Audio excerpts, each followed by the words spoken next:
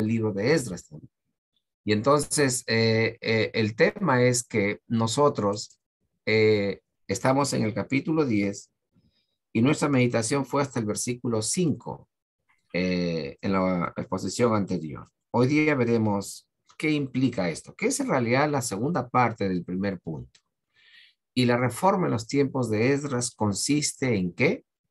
En que en el capítulo 10, del versículo 1 al versículo 5, se hace referencia a que el pueblo de Dios ha desobedecido la palabra de Dios y ha establecido matrimonios con personas que no eran del pueblo de Dios. Y esto nos ayuda a tener memoria o recordar lo que ya leímos varias veces a lo largo de estos meses, Deuteronomio capítulo 7, en los versículos 1 al 5, que dice: cuando Jehová tu Dios te haya introducido en la tierra en la cual entrarás para tomarla, y haya echado de delante de ti a muchas naciones, al Eteo, al Gergeseo, al Amorreo, al Cananeo, al Fereceo, al Ebeo, al Jebuseo, 7 naciones mayores y más poderosas que tú, y Jehová tu Dios las haya entregado delante de ti, y las hayas derrotado, las destruirás del todo. No harás con ellas alianza, ni tendrás de ellas misericordia.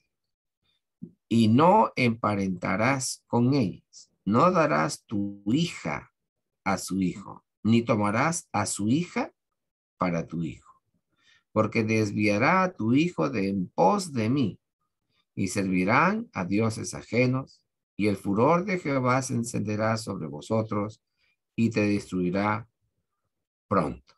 Mas así habéis de hacer con ellos. Sus altares destruiréis, quebrantaréis sus estatuas, destruiréis sus imágenes de acera y quemaréis sus esculturas en el fuego. El mandato del Señor era no practicar, no realizar matrimonios mixtos del pueblo de Israel con las naciones vecinas. Y vemos que el pueblo de Dios siempre hizo eso, excepto un remanente fiel, que siempre hay un remanente fiel en el pueblo de Dios por su gracia. Y hemos visto entonces en el capítulo 9, cuando en esta última parte Esdras está orando al Señor porque hay una situación adversa y difíciles. Esdras 9, versículo 2 dice: porque han tomado de las hijas de ellos para sí y para sus hijos, y el linaje santo ha sido mezclado con los pueblos de la tierra. Y la mano de los príncipes y de los gobernadores ha sido la primera en cometer este pecado. Se acercan los príncipes a Esdras y le cuentan, versículo 1, el pueblo de Israel y los sacerdotes y levitas no se han separado de los pueblos de las tierras, de los cananeos, eteos, fereceos, jebuseos, amonitas, moabitas, egipcios y amorreos. Hacen conforme a sus abominaciones. Lo que dijimos en esta última oportunidad fue que verdaderamente el pueblo de Dios dio la espalda a Dios, desobedeció a Dios. Y Dios entonces ha castigado a su pueblo.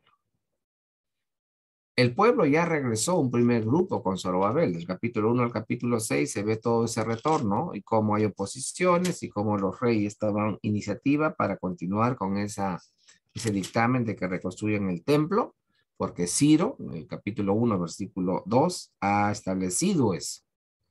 Y entonces se cumple la palabra profetizada por Jeremías. Y eso ya lo explicamos y eso ya sabemos.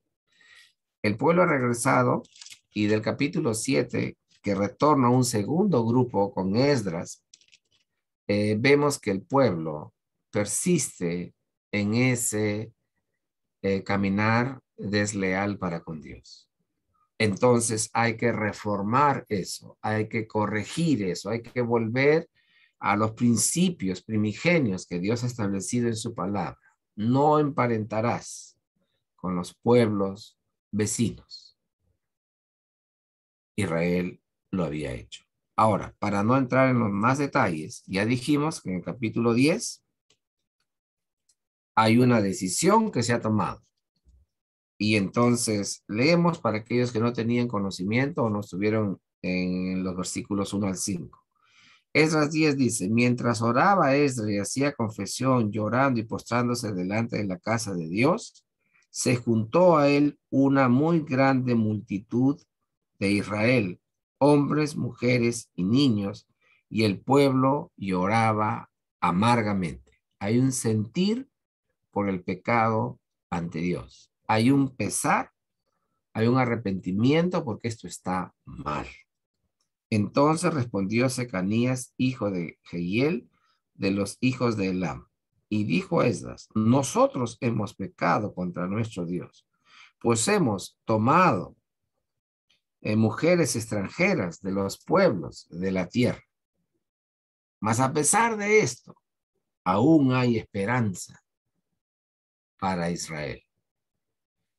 Ahora pues hagamos pacto con nuestro Dios que despediremos a todas las mujeres y los nacidos de ellas, según el consejo de mi Señor y de los que temen el mandamiento de nuestro Dios, y hágase conforme a la ley. Ahí está. Hay un reconocimiento de que se ha pecado, se ha desobedecido a Dios. Pero frente a eso hay una plegaria, hay una oración de Esdras que ya viene realizándolo en el capítulo número 9. Imagino que los judíos, los hebreos, el pueblo de Dios, observaba y veía el pesar y el lamento en Esdras. Y se unen a él, como hemos leído en el capítulo 10, pero también en el capítulo 1, en el capítulo 9, perdón. Entonces lo que podemos ver aquí es que hay una sensibilización por la vida del pueblo ante Dios. ¿Quién produce eso?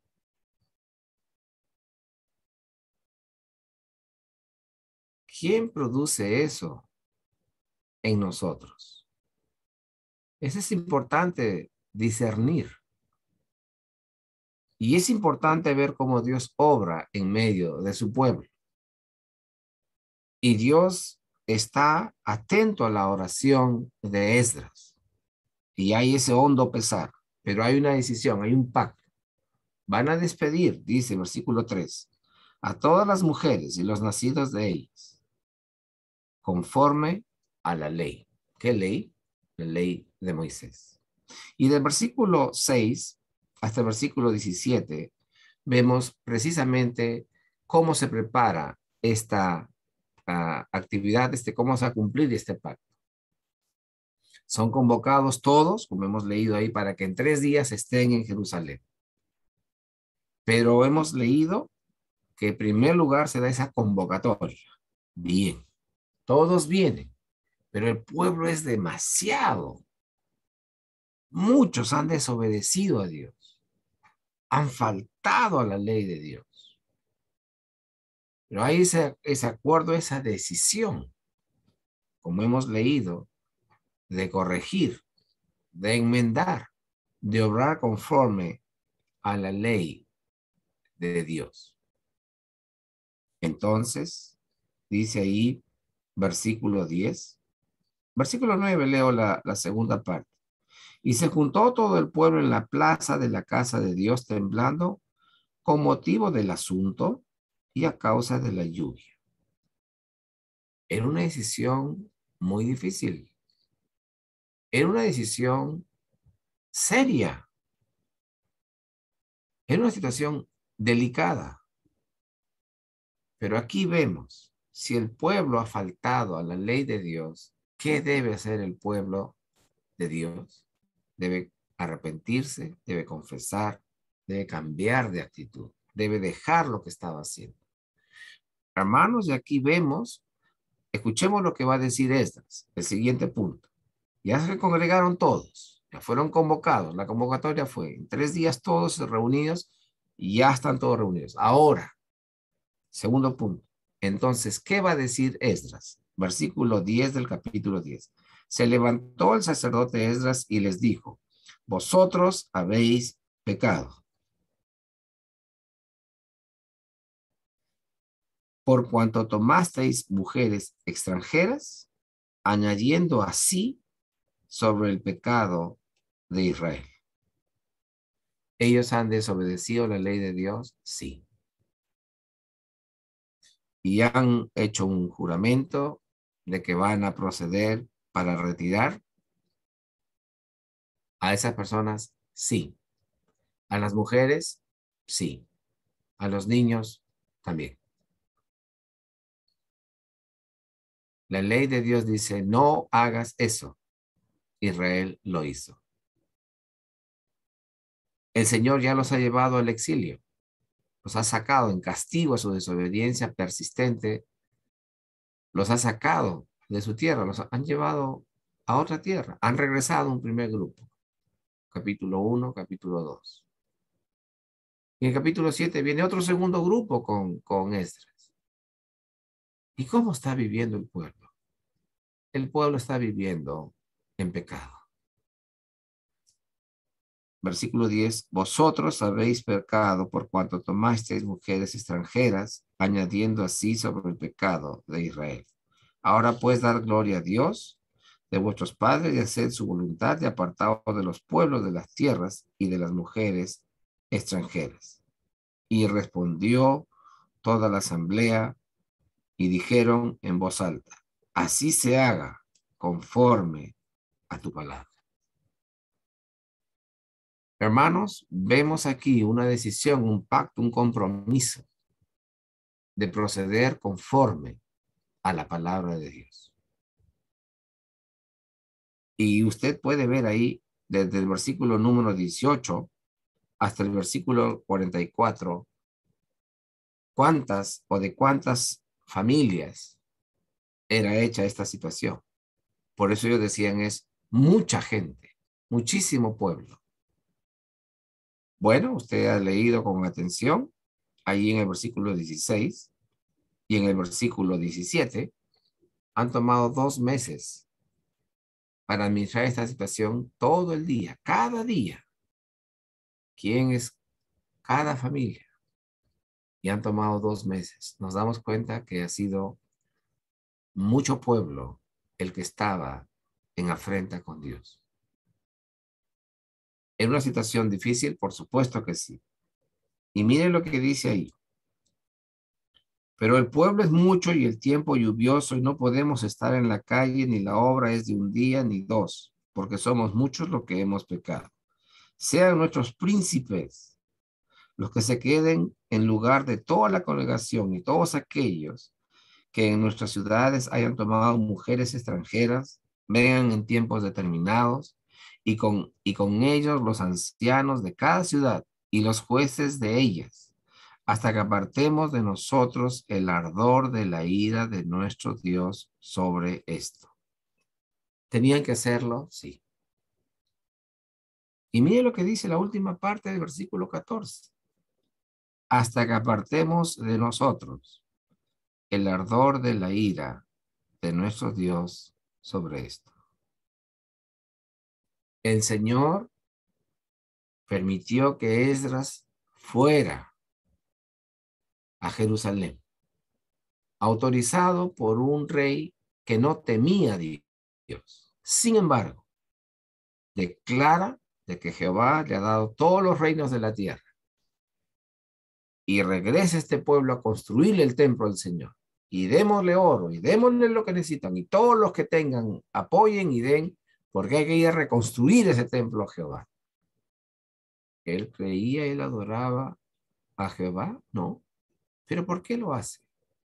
Ahí nos damos cuenta cómo Dios cumple soberanamente su voluntad a través de los tiempos en diferentes circunstancias. Política exterior más expansiva de este rey, y no solamente de Ciro, porque también pasó con Darío y también pasó con Artajerjes.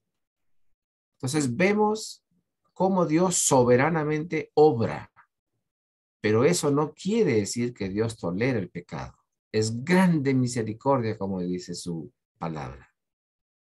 Sin embargo, este pueblo ha desobedecido deliberada, intencionalmente, por mucho tiempo. Fue llevado fuera de su patria, fueron llevados cautivos y el pueblo está siendo disciplinado por el Señor. Es importante el versículo 14, hasta que apartemos de nosotros el ardor de la ira de nuestro Dios sobre esto. Es importante, hermanos. ¿Cómo debemos vivir? Como la palabra de Dios nos ordena. No es una opción. Bueno, si te gusta, si a ti te parece, tú consideras, no, no, conforme a la palabra de Dios. ¿Recuerda usted lo que hizo el Señor Jesucristo cuando estaba en Getsemaní?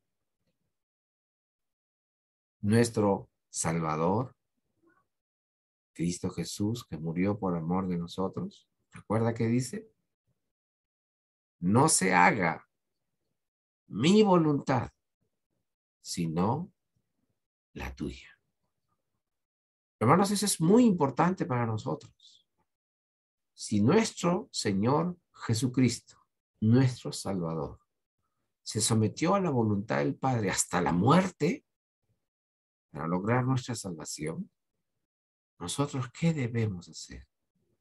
Someternos a la voluntad de Dios hasta la muerte, si es posible. ¿Cuántos mártires de la fe? En este tiempo de Pablo, cuando estamos leyendo ahora, vamos a leer el pasaje de Efesios. Murieron. Y morían porque fueron acusados de haber incendiado Roma y no les simpatizaba al emperador y comenzó a matar a los cristianos como quien mata moscas, perdónenme la expresión, pero los usaba para iluminar los pasadizos de su palacio. ¿Ellos renunciaron a su fe? No. Otro tipo de experiencia. Pero aquí vemos que el pueblo de Dios ha desobedecido a Dios deliberada intencionalmente, le ha dado la espalda a Dios, está adorando a otros dioses, se ha olvidado de su adoración al Señor.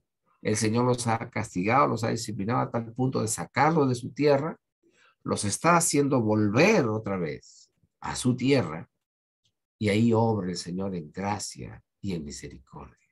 Dios produce en nosotros el querer como el hacer por su buena voluntad. ¿Y qué vemos aquí? Estos hombres han tomado una decisión y lo tienen que hacer. Y lo hicieron. Entonces, fíjese, no se toman las decisiones por las consecuencias. No, no, no, no, no. Se toman las decisiones por el principio. Pero son chiquitos, son bebitos, pero son mujeres. Y comenzamos a ver 1000 casos. Ah, no, nadie se va, pues pobrecitos. ¿Se da cuenta cómo es nuestra justicia? ¿Se da cuenta cómo es nuestra obediencia? ¿Se da cuenta cómo son nuestros pensamientos? Y Dios permitió que este hombre, Esdras, fuera a Jerusalén para cumplir específicamente una misión. ¿Y cuál era? Reconstruir el templo. ¿Era la voluntad del Señor? Sí. Y este hombre va en un segundo momento para que esa reconstrucción termine y para que esa reconstrucción no solamente sea en los términos físicos, sino también hay una reforma en el pueblo de Dios. Eso es lo que vemos ahí. El hombre desobedeció la palabra de Dios. El pueblo escogido por Dios se olvidó de Dios. El pueblo de Dios vivió como él pensaba que debería vivir y vivió al margen de Dios. Pero mire la gracia del Señor. Como Dios permite ahora algo extraordinario, que reyes que no creían en él, como por razones que nosotros no tenemos la precisión exacta de lo que significa eso, pero ellos hicieron que este pueblo retornara a Jerusalén para reconstruir el templo y adoraran a Dios. Dejamos ahí el siglo V antes de Cristo y nos vamos al año 1500, casi 2000 años después. Es un poco difícil, pero cambiemos nuestro pensamiento. Y hemos leído en el Nuevo Testamento, en la epístola del apóstol Pablo a los Efesios, en el capítulo 2, los versículos 8 al 10. Porque por gracia sois salvos, por medio de la fe. Y esto no de vosotros, pues es un don de Dios. No por obras, para que nadie se gloríe. Porque somos hechura suya, creados en Cristo Jesús para buenas obras, las cuales Dios preparó de antemano para que anduviésemos en ellas. Somos hechura suya, creados en Cristo Jesús. En Cristo Jesús somos creados para buenas obras. Bien, ¿cuál es entonces el punto aquí? Yo no puedo tomar mucho tiempo aquí porque verdaderamente el tema de la reforma, se han escrito libros y libros, más de 2 millones de libros se han escrito con relación a la reforma religiosa del siglo XVI. Y si usted quiere un texto amplio para poder leerlo con agrado y con amplitud, de unas 1000 páginas más o menos, son los 2 tomos de Thomas Lindsay, Historia de la Reforma. Y son 2 textos medianamente de 450 páginas y describe muchas cosas geográficamente y después temáticamente. Ahí usted puede leerlo con mayor amplitud, lo que es en español, porque en inglés hay muchísimo más información. Pero yo quisiera referir a la reforma religiosa del siglo XVI, tomando este pasaje de Efesios capítulo 2. Por gracia sois salvos. ¿Qué significa eso? ¿Cuál era el contexto? Rápidamente. El contexto de la iglesia medieval era que se había convertido esa comunidad de creyentes cuando el Señor Jesucristo da el mandato de vayan y hagan discípulos a las naciones, bautizándoles en el nombre del Padre, del Hijo y del Espíritu Santo, enseñándoles todas las cosas que os he mandado, y aquí yo estoy con vosotros hasta el fin del mundo. Ese mandato del Señor Jesús se cumplió. Y por eso ya no era la ley de Dios para el pueblo de Israel en el Antiguo Testamento. Es la palabra de Dios, que es el Antiguo y el Nuevo Testamento para las naciones, para el mundo, para las diferentes etnias, grupos humanos, para toda la humanidad. Génesis capítulo 12, versículo 3. En ti serán benditas todas las naciones de la tierra. ¿Quién dijo eso a quién? Dios a Abraham. Y nuestro Dios bendito está cumpliendo esa promesa, ese pacto que estableció la salvación para la humanidad. Y fíjese, quiere decir que de diferentes naciones aceptaban, rechazaban. En la época medieval, ya la iglesia se había convertido en una institución religiosa muy fuerte, muy poderosa. Sacaba y ponía reyes. Quiere decir que se había convertido en una institución política. Y también se había constituido en un gran poder económico y también en institución militar. Entonces podemos ver, si recordamos esas palabritas como las cruzadas y etcétera, y etcétera, y etcétera, porque no voy a tocar esos temas, ya nos da un contexto de cómo es la iglesia cristiana de aquel entonces. Y definitivamente la catolicidad de la iglesia se refiere a la universalidad de la comunidad de creyentes.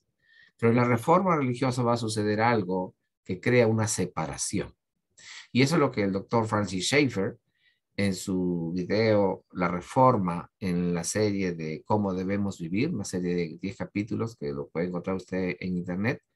Él dice que la reforma se le puede técnicamente referir como la separación de los reformadores de la Iglesia Católica Apostólica Romana.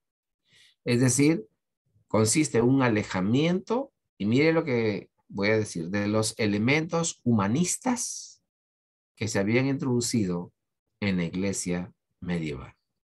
La separación, el alejamiento de parte de los reformadores de todo pensamiento humanista que estaban dentro de la iglesia. Entonces, ¿qué significa esto?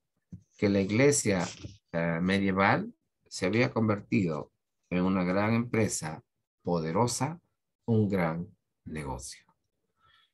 Y esto no es sino referencia y conocido por millones de personas en el mundo en general. Entonces, ¿cómo era la iglesia en ese entonces? ¿Cómo era? Y recordemos cuando nuestro hermano, el pastor Roland Barnes, estuvo visitándonos hace varios años, con cierta frecuencia, 2 veces al año, y una de esas oportunidades se nos compartió acerca de esta pregunta. ¿Cómo era la iglesia en los tiempos de la Reforma? ¿Recuerda usted? Y él precisó algunas cosas ahí, obviamente las fuentes que había tomado. No había canto congregacional.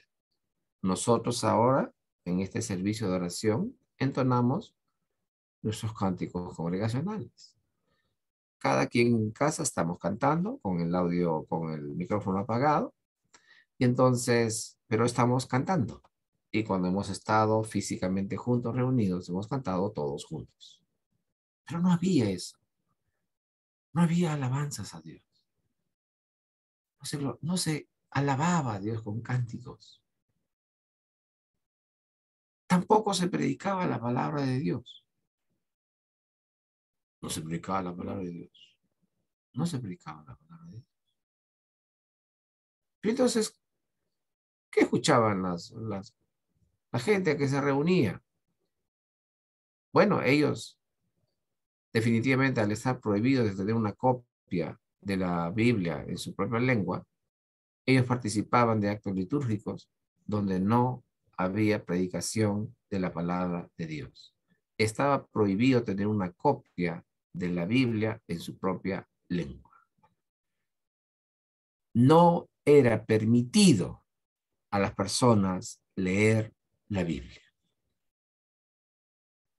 Entonces, ¿cómo vamos a saber de Dios? ¿Cómo vamos a saber de nosotros si no leemos la Biblia? La Biblia nos muestra a un Dios soberano, justo, recto, misericordioso, creador de los cielos y de la tierra. Y muestra a un hombre creado a su imagen, un hombre pecador, que sin embargo por su gracia puede llegar a ser salvo por la fe en Cristo Jesús. ¿Y no se leía la Biblia? No. Pero entonces, la fe de los hermanos en el siglo XVI, ¿cómo era? A ver, pensemos. Lo he referido en una oportunidad anteriormente, creo, y no 1500, pero en los años 40 del siglo pasado. Mi padre nos contó en casa una vez, cuando estábamos nosotros jóvenes, adolescentes, que él no podía leer la Biblia. Había un ejemplar de la Biblia en su sala, grande, ahí puesto en un estante, un parante. Nadie podía tocar la Biblia, pero estaba abierta.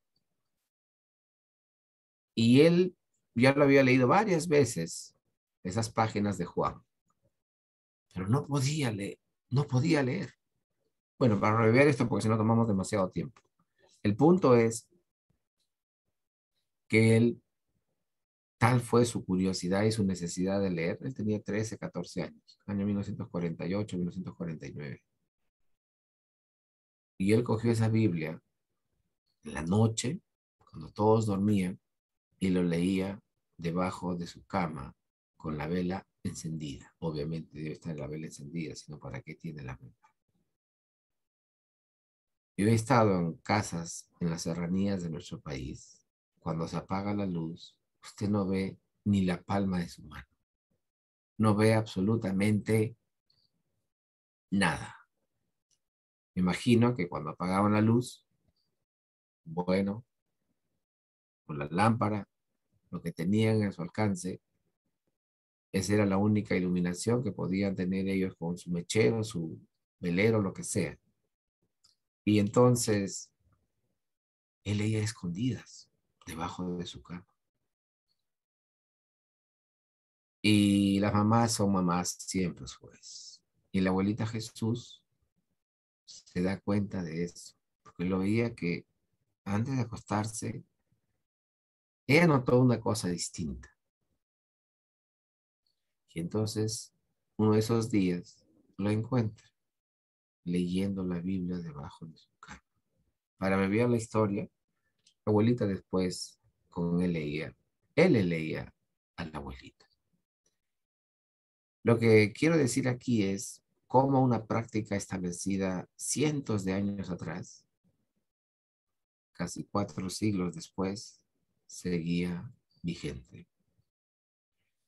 Entonces, lo que nosotros enseñamos y practicamos es muy importante y es algo que lo quería comentar con ustedes. Cuando se clavaron esas 95 tesis en las puertas del castillo de Wittenberg en el año 1517, las cosas cambiaron. A los 2 meses ya estaba difundido por toda Europa.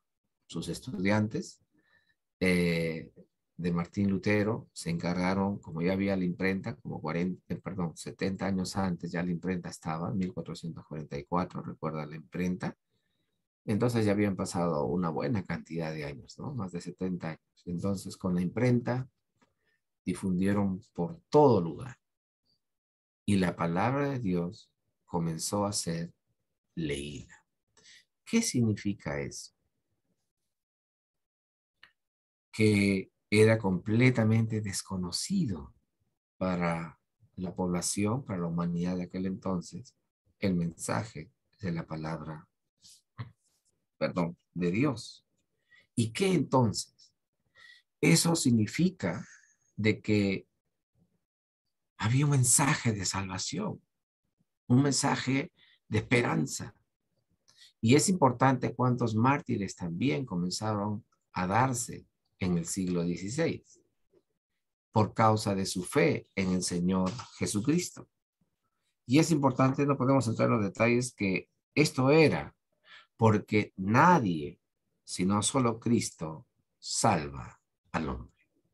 Entonces, hemos visto como dice Efesios 2:8, por gracia sois salvos. Soy salvo por la gracia de Dios. Entonces, cuando yo recuerdo era muchacho, por los años 70 en la escuela y en la iglesia, en la comunidad, después en la universidad también en los 80, escuchaba de las 3 famosas solas, 3 solas. Bueno, ya hace un buen tiempo, aquí en América Latina ya se habla de 5 solas. Y si comenzamos a examinar, hay muchísimas más solas, por supuesto que sí. ¿A qué me refiero? La palabra de Dios enseña que el hombre es salvo por la gracia de Dios, solo por la gracia de Dios. Efesios 2:8. Por gracia sois salvos. Aquí está un hecho importantísimo. La salvación por la gracia de Dios. Para abreviar la extensión de todo esto. La gracia, ¿qué significa? Es un favor de Dios que no lo merecemos. Es un favor inmerecido. Es un regalo de Dios. Y podemos abrir nuestras Biblias En la epístola del apóstol Pablo a los romanos, eh, el tema es un poquito extenso, tengo que tratar de puntualizar para no tomar mucho tiempo. Romanos capítulo 3, versículo 2, perdón, Romanos capítulo 2, leemos ahí en el versículo 5. Pero por tu dureza y por tu corazón no arrepentido, atesora para ti mismo la ira, para el día de la ira y de la revelación del justo juicio de Dios. Pablo está escribiendo su carta, su epístola a los romanos. Le está diciendo todo lo concerniente al pecado y está manifestando que el hombre es pecador. Y mire, concluye, justamente estábamos viendo en el estudio, en la reunión eh, de evangelismo los días viernes, en Romanos 3:10, como está escrito, no hay justo ni aún uno, no hay quien entienda, no hay quien busque a Dios. Todos se desviaron a una y todos se desviaron, a una se hicieron inútiles. No hay quien haga lo bueno, no hay ni siquiera uno. ¿Qué nos muestra la palabra de Dios? Lo que se había escrito en el siglo I por Pablo. Los reformadores querían resaltar. ¿Qué resaltaban los reformadores? Que el hombre es un ser pecador. Sí, y usted puede leer el libro de Edwin Palmer en Doctrinas Claves, ahí puede leer sobre la depravación total, ¿no? El pecado ha afectado nuestros pensamientos, nuestros sentimientos, nuestra voluntad. Entonces el hombre tiene esa manifestación y tiene un problema espiritual, un problema moral. ¿Sí cuál es? Es que es pecador. No es justo. Entonces, ese es el punto de partida. No hay quien haga lo bueno. No hay ni siquiera uno. La palabra de Dios, entonces, ¿qué enseñaba? ¿Y qué enseña hoy? Que todo hombre es pecador. Si en el siglo XVI no se leía la Biblia, si en el siglo XVI no se predicaba la palabra de Dios, entonces, ¿qué entendía el hombre en cuanto a su vida? Y decíamos que se convirtió en una institución poderosamente muy fuerte en varios aspectos. Uno de ellos era el económico. Y Lutero protesta también. No, las 95 tesis no son contra las indulgencias todos, casi 60 de ellas. Y él protesta contra el comercio de la salvación por parte de la iglesia. Entonces, cuando la moneda cae en el fondo del platillo, el alma recibe el descanso eterno. ¿Dónde dice eso en la Biblia? ¿Dónde está Cristo ahí? Por gracia sois salvos. No, por la moneda que cae en el cofre eres salvo. ¿Cómo? ¿Dónde dice eso? Pero así se enseñaba a la iglesia en el siglo XVI. Y los pobres que no tenían plata, bueno, es su problema, pues. Ya verán de dónde saca. ¿Cómo? Esa era la condición de la iglesia. Entonces, lo que nos muestra aquí la palabra de Dios en esa salvación por gracia de Dios es que verdaderamente como pecadores somos opuestos a Dios porque hacemos el mal. ¿Recuerda usted? Porque también lo vimos con el tiempo de estudio en Génesis el capítulo 6, antes del diluvio. ¿Cuál era la actitud y la mentalidad de los hombres? Génesis en el capítulo 6, el versículo 5, ¿recuerda usted? Que dice Génesis 6:5. Y vio Jehová que la maldad de los hombres era mucha en la tierra, y que todo designio en los pensamientos del corazón de ellos era de continuo solamente al mal. Esa es nuestra condición espiritual, esa es nuestra condición moral. Somos pecadores en quienes se manifiesta la inclinación al pecado siempre. Y cuando se habla de pecado, no solamente lo físico, lo externo que ven las personas, nuestros pensamientos, nuestras intenciones. Y si nos comenzamos a mirar, nos damos cuenta que sí, brota el egoísmo, sí, brota la hipocresía, sí, brota la ambición, que otros deseos brotan de nosotros. Eso nos muestra la palabra, nos muestra cómo somos exactamente los seres humanos. Entonces, es algo que nosotros debemos tener presente. Si el hombre es pecador, Dios hace algo para cambiar esa vida de este hombre pecador.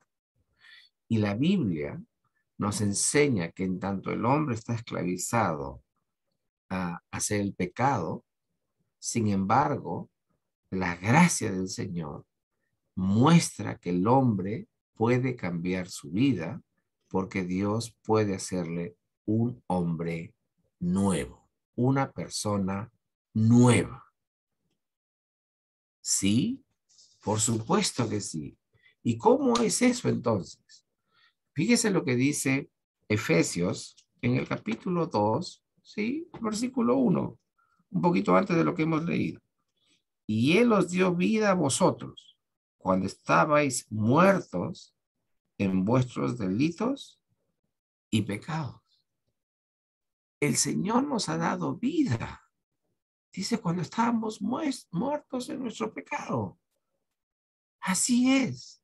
Solo la gracia de Dios, ese favor inmerecido, puede provocar en nosotros una nueva vida. Hacer un hombre nuevo. Yo puedo, no puedo. ¿Quién puede hacer eso? Dios.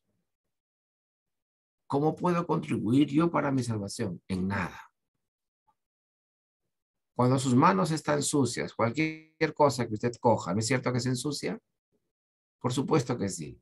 Cuando usted es una persona pecadora, cualquier cosa que haya, siempre va a estar tiznado, afectado por el pecado. Necesitamos la gracia de Dios, ese favor inmerecido, para que el Señor nos haga nuevas criaturas.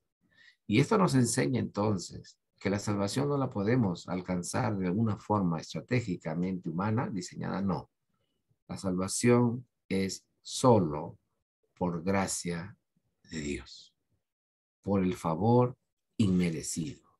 Nuestra naturaleza caída y nuestros corazones opuestos y rebeldes a Dios pueden ser transformados por la gracia de Dios.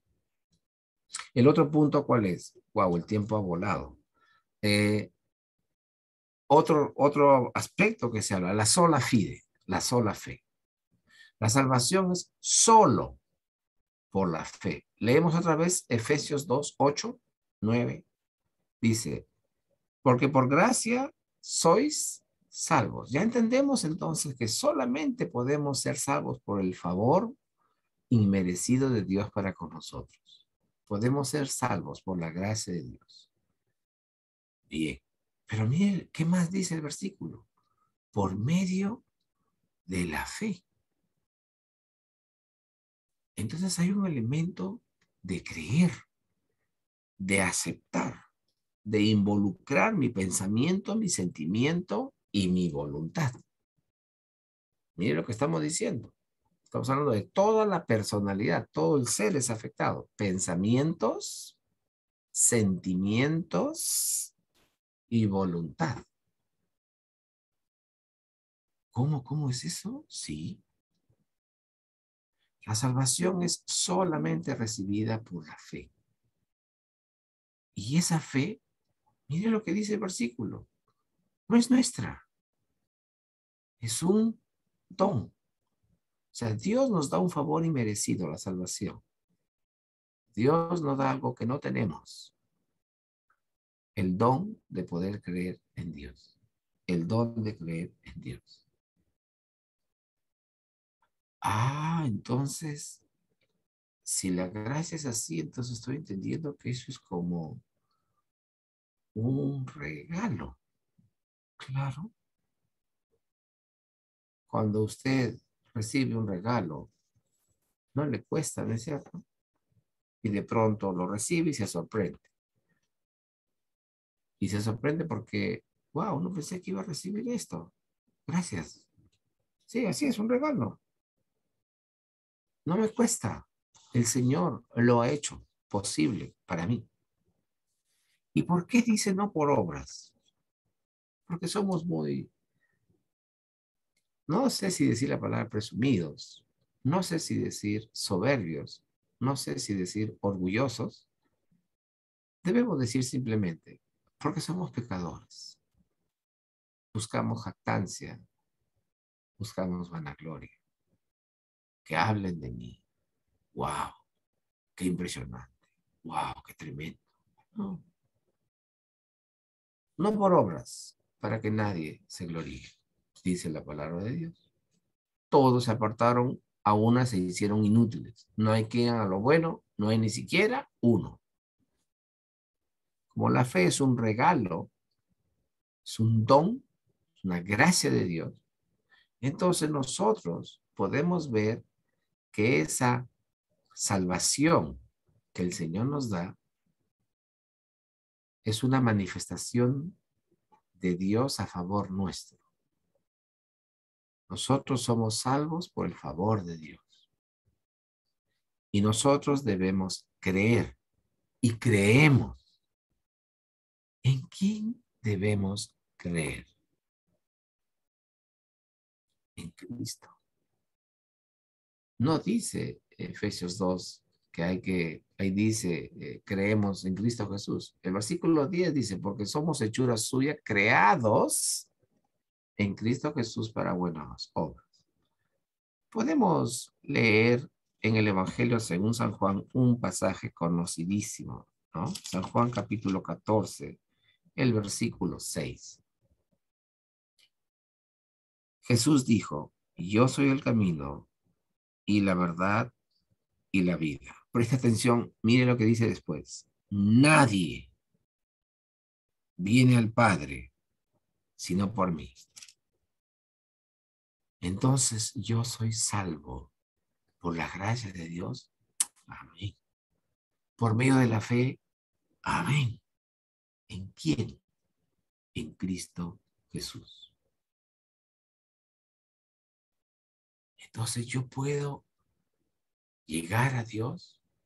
Dios tiene gracia y misericordia cuando me capacita para poder entender, conocer, creer en Él y saber que Cristo es mi Salvador.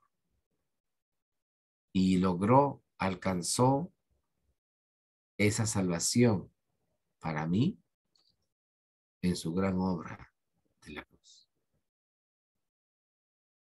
Y ahí es algo muy importante. Yo soy el camino. ¿Cómo vivimos? ¿Por qué vivimos? ¿Para quién vivimos? Romanos 8, ¿no? Y si vivimos, para el Señor vivimos. Y si morimos, para el Señor morimos. Sea que vivamos o que muramos, ¿de quién somos?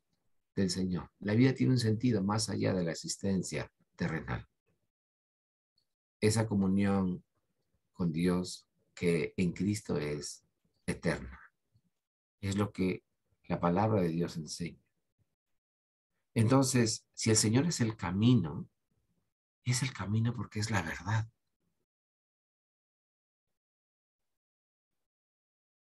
Él es la vida.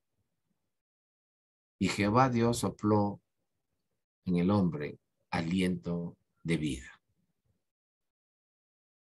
Y cuando el Señor Jesús le dijo al paralítico, a ti te digo, tus pecados te son perdonados. ¿Qué? ¿Quién puede perdonar pecados? ¿Y qué dijo el Señor? A ti te digo, levántate y anda. El Señor Jesús, la segunda persona de la Trinidad, ¿tenía poder también para perdonar pecados? Sí.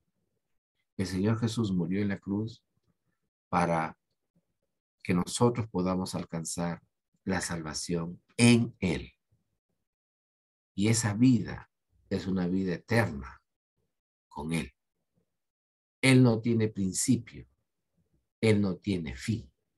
Nosotros entramos en esa trascendencia con Él cuando al ser creados y Él en su gracia nos muestra su evangelio de salvación, participamos de esa bendita comunión con Él. Entonces, Es un favor inmerecido, es un poder creer a quien no vemos. Tomás, porque viste, creíste. Bienaventurados los que no vieron y creyeron, ¿no? Maestro bueno, ¿qué debo hacer para ser salvo? ¿Por qué le dice bueno? ¿Quería un favorcito del Señor? ¿Cumplido con mi exigencia religiosa? Por supuesto. ¿Y qué le dice el Señor? Una cosa te falta. Vende todo lo que tiene y dalo a los pobres. Se fue triste. No, eso no puede ser, pues. ¿Cómo así yo voy a dar mis bienes a los demás? No, está mal. Creí en el Señor. ¿Por qué le dijo maestro bueno? Eso nos hace pensar en la transitoriedad de nuestra vida, que hoy es y mañana deja de ser, frente a la eternidad de esa comunión eterna con nuestro Dios. Y Cristo es el Dios eterno, es el Dios creador de los cielos y de la tierra, es el Dios que se hizo hombre para lograr para nosotros esa salvación. Y yo soy el camino, la verdad y la vida. Nadie viene al Padre sino por mí. Ahí está. Entonces la salvación es solo por Cristo. Es una obra perfecta que Él hizo en la cruz y logró para nosotros, alcanzó para nosotros. Nosotros podemos participar de esa bendición de la muerte, del sacrificio del Señor Jesucristo. ¿Por qué? Porque el Señor Jesús cumplió perfectamente la ley de Dios y lo hizo por amor de nosotros. Por gracia sois salvos por medio de la fe. ¿En quién? En Cristo. Por eso dice el versículo siguiente, somos creados en Cristo. Lo que hemos leído aquí, versículo 10. Somos hechura suya, creados en Cristo Jesús para buenas obras. Y lo último que debo tocar, porque lo estoy simplemente mencionando, ya no lo estoy desarrollando, es la sola escritura. La salvación, sí, se habla mucho de salvación, pero la salvación según la enseñanza de las sagradas escrituras. ¿Cómo es eso? ¿Recuerda usted la tentación que tuvo el Señor Jesús, Mateo 4, antes de empezar su ministerio? ¿Recuerda usted qué le responde el Señor Jesús al tentador, al padre de la mentira, Satanás? No solo de pan vivirá el hombre, Mateo 4:4. No solo de pan vivirá el hombre, sino de toda palabra que sale de la boca de Dios. La palabra de Dios, la escritura, el mensaje de Dios es vida para nosotros. El Señor Jesús no había participado de alimento, ¿cuánto? 40 días y 40 noches. Obviamente tenía hambre.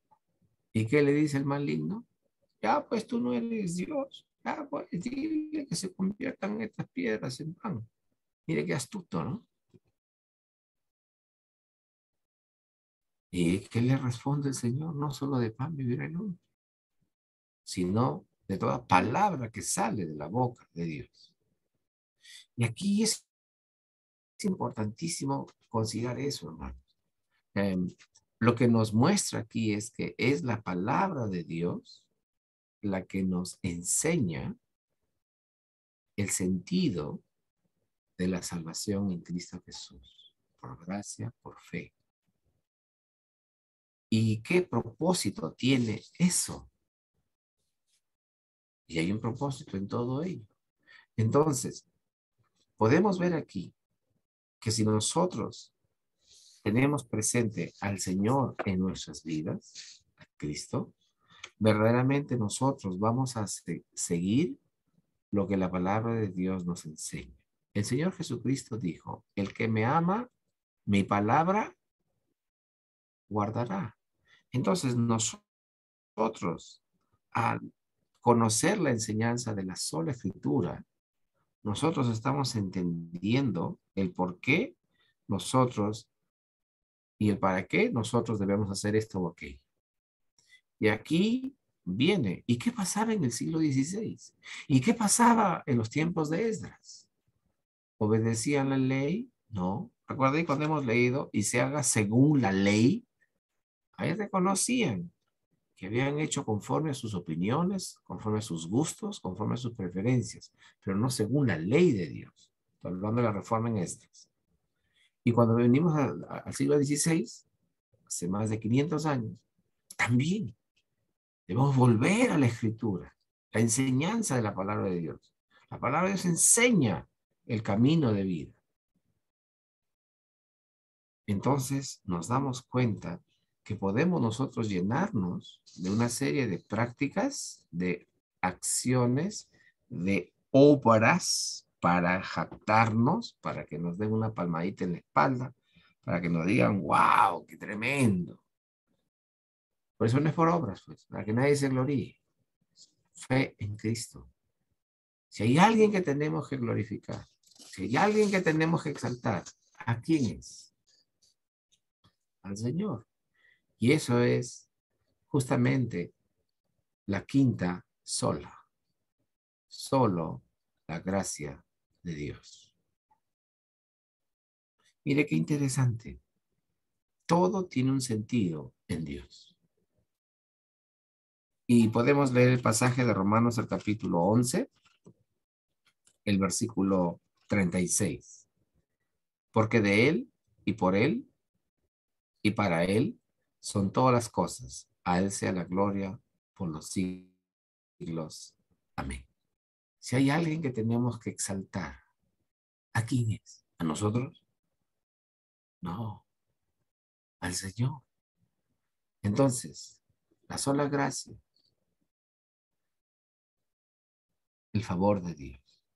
¿Recuerda que leí? ¿La sola qué? La sola fe. ¿En quién?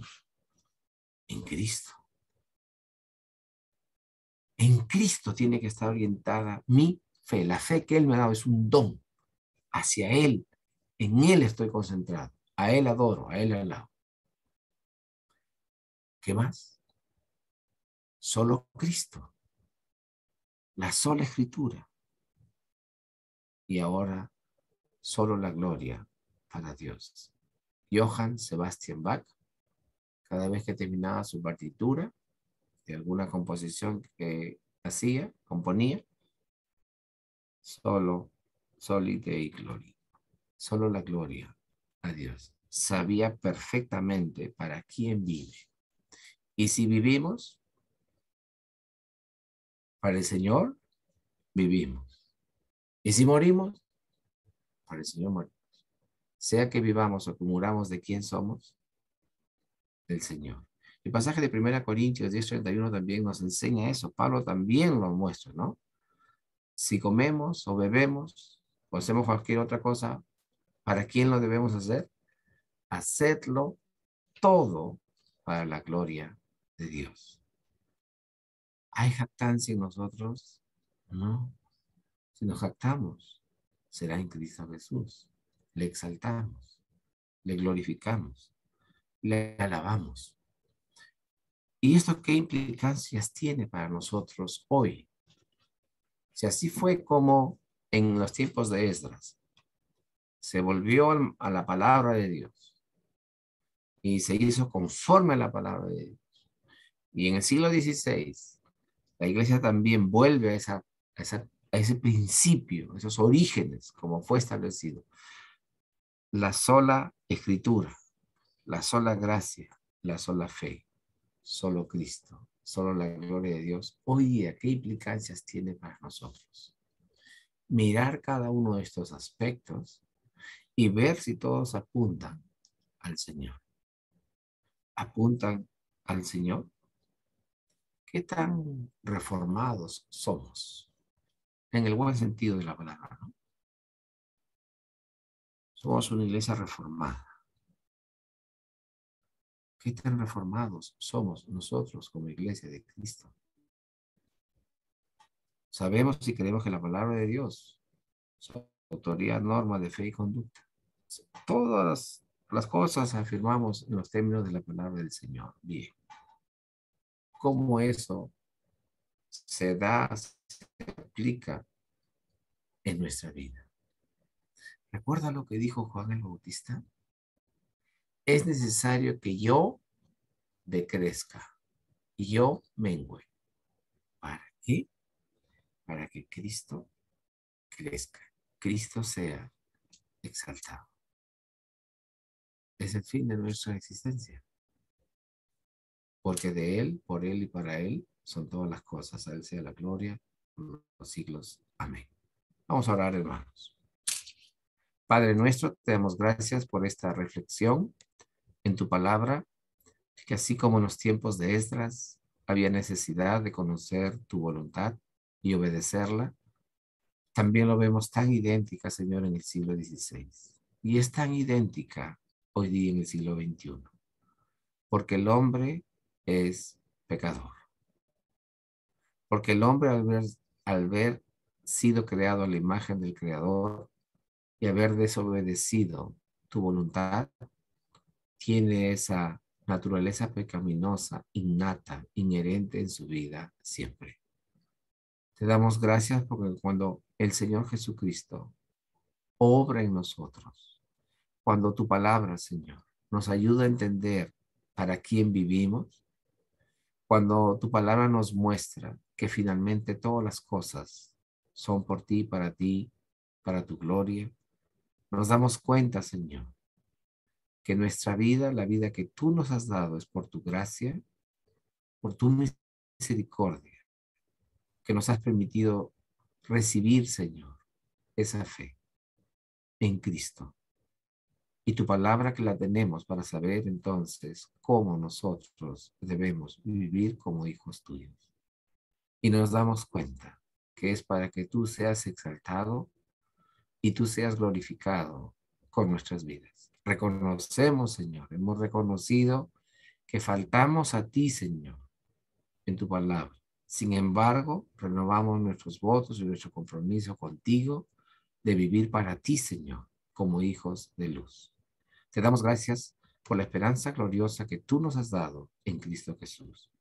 Señor, y esta celebración que en el mundo en general, en el mundo evangélico, en el mundo cristiano, en el mundo protestante, sea Europa, sea Asia, África, América, Señor, Asia, los que confiesan, Señor, que Jesucristo es el Señor, tú nos ayudes, Señor, a entender que nosotros como hijos tuyos debemos vivir en esa clara dependencia de ti y seas tú señoreando nuestras vidas cada día para la gloria de tu nombre. Gracias por tu misericordia, por tu gracia, por la fe, por tu palabra, por todo lo que tú has hecho y haces por cada uno de nosotros. Ayúdanos, oh Señor, a ser consecuentes en nuestras vidas de servicio para ti. Gracias por la esperanza gloriosa que tú nos das en Cristo Jesús, en cuyo nombre oramos así. Amén.